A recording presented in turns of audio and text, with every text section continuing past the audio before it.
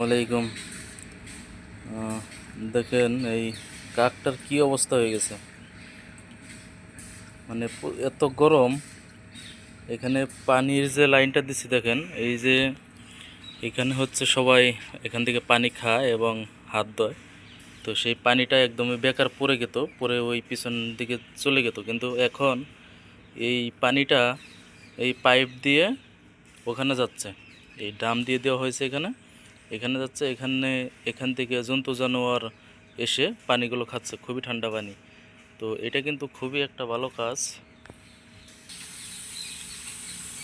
এইভাবে দেখেন সবাই পানি পরে এখান থেকে। আর গাছগুজালি কিন্তু এখানে প্রচুর,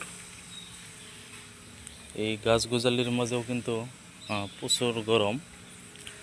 গরমের কি অবস্থা আপনারা সকলেই জানেন। আমরা যেহেতু হাত দিয়ে পানি খেতে পারি, কিন্তু যারা জন্তু জানোয়ার তারা কিন্তু পানি খেতে পায় না। যে দেখেন,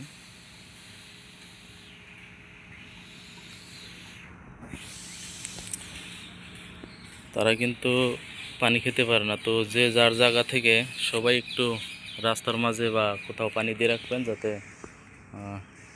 পোকালি বা পশু পাখি এগুলো খেতে পারে। বিশেষ করে টাউন এলাকায় দিয়ে রাখবেন, গ্রামে তো নদী নালা আছে, সেখান থেকে খেতে পারে।